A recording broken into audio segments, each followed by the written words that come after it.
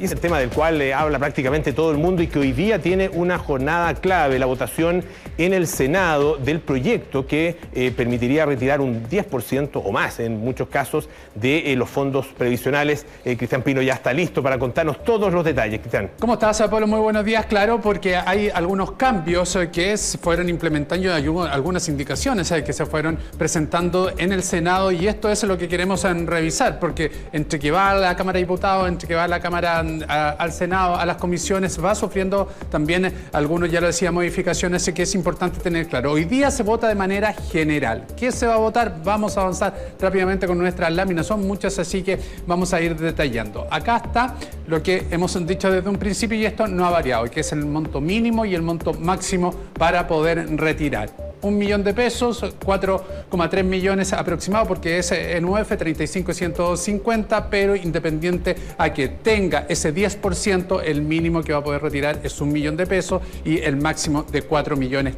Eso no ha variado desde la discusión de la Comisión de Constitución de la Cámara de Diputados hasta lo que se votó hoy día en general en el Senado. Revisamos a la otra rápidamente, nos va a dar cuenta también de lo siguiente, que es relacionado a lo que anteriormente decíamos. Hay que si una persona, por ejemplo, tiene ahorrado 900.000 pesos, va a retirar 900.000 pesos. Aquí no hay un mínimo de 1 millón porque no tiene los fondos correspondientes y va a quedar sin fondos previsionales, sin ahorro, pero ese es el monto que hay. Por eso el mínimo es para las personas que tengan, por ejemplo, en este caso, que tampoco se da el 10%, porque aquí serían 800.000 en un ahorro de 8 millones, pero aquí sí está la posibilidad de retirar este 1 millón de pesos. La siguiente lámina nos va a dar cuenta de lo siguiente, las formas de pago. Y aquí ya hay algunas variaciones por lo que son importantes, por lo que significa también la liquidación de los instrumentos para poder entregar. Se habló en algún minuto que iba a ser 50% a 10 días de la solicitud y a 50 días después de 30 días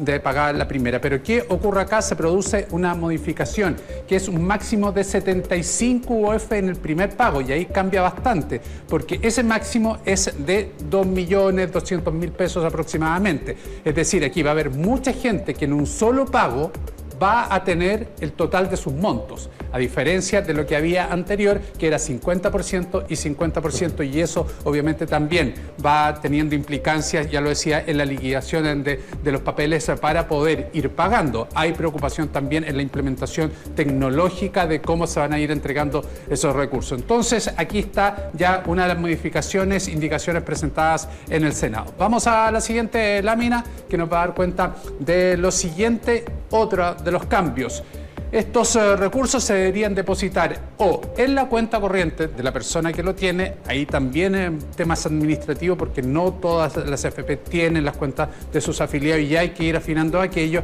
y la cuenta 2. No todos tampoco tienen la cuenta 2, y la cuenta 2 de una AFP hay que crearla de partida con una serie, obviamente, de requisitos y de antecedentes, pero también hay que tener ojo acá, porque las cuentas 2 tienen un cobro de administración. Las cuentas 2, los recursos que se ponen en las cuentas 2 se invierten, no están ahí, no son una cuenta, digamos, de ahorro fija, digamos. Claro. También tienen un movimiento y por eso, por lo que hacen, también se cobra. Entonces, ¿qué va a significar acá? ¿Que va a haber algún cobro? ¿No va a haber algún cobro? Ese movimiento que va a haber va a estar también dentro de lo que se descuente, tal vez. Si hay una rentabilidad mayor, se paga más; si hay una rentabilidad menor, se paga menos, pero como si yo había retirado. Entonces, claro, ahí hay algunos puntos que hay que definir claramente. Y esta indicación también está dentro de lo que se planteó en el Senado, que es un plazo máximo de 360 días. ¿Para qué?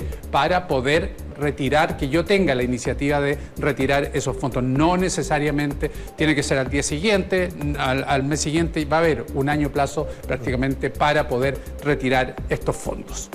Cambiamos de lámina y damos cuenta de lo siguiente, que aquí se produce la gran interrogante, porque se repuso en el Senado el Fondo Solidario Colectivo. Recordemos que esto había sido rechazado en la Cámara de Diputados y no se sabe, la verdad, ¿Qué va a pasar en el Senado con esto? Si va a significar este punto alguna discusión mayor que atrase también la discusión y cómo se va a generar este fondo colectivo para poder, obviamente, devolver las pensiones o no, o si efectivamente se va a aprobar o no se va a aprobar. Esto correspondió a la indicación de un senador, ¿no es cierto?, el senador Latorre, pero la verdad que tiene bastante oposición en los parlamentarios de gobierno y también en varios parlamentarios de la propia oposición, valga la redundancia. Sí, ahí por lo que significa, por el gasto estatal, porque además se establece que a un año el presidente tiene que establecer un mecanismo de evolución, cómo se va a hacer, con aporte del empleador, con aporte del Estado, ya lo hemos dicho, en un periodo donde se va a necesitar incentivo al empleo también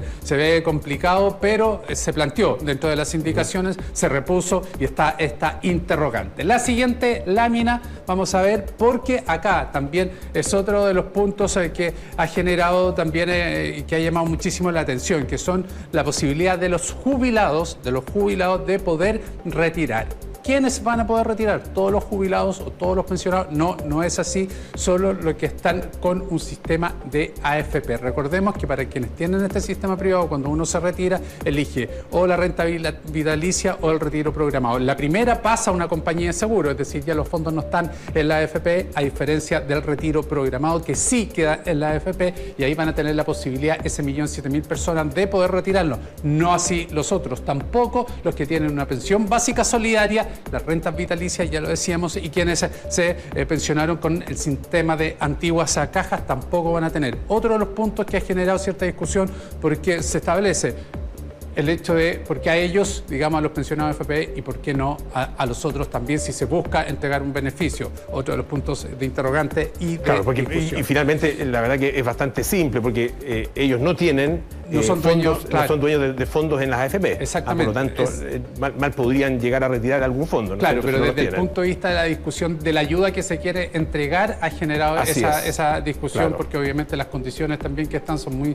similares en algunos casos a pensionados de AFP que ganan o reciben 120.000 pesos y sostienen que va a ser importante para poder, por ejemplo, poder financiar su negocio. Y la última lámina también, tenemos un ejemplo con una fuente de CIEDES que habitualmente nos coopera y nos apoya en los análisis. Por ejemplo, un hombre de 70 años que actualmente recibe una pensión de 300.000 pesos y tiene un saldo acumulado de 48 millones de pesos aproximadamente, va a poder retirar, claro, el 10% en este caso, 4.301.000 pesos. La nueva pensión va a ser ya no de 300, con esta caída, de 272.745, es decir, cae dentro de los márgenes también que se habían establecido, que es un 9,1%. ¿Qué va a pasar ahí también con la gente, por ejemplo, que vaya o caiga a la pensión básica solidaria? También hay otros de los puntos que hay que discutir. Esto es a nivel general, Pablo, lo que se vota hoy día.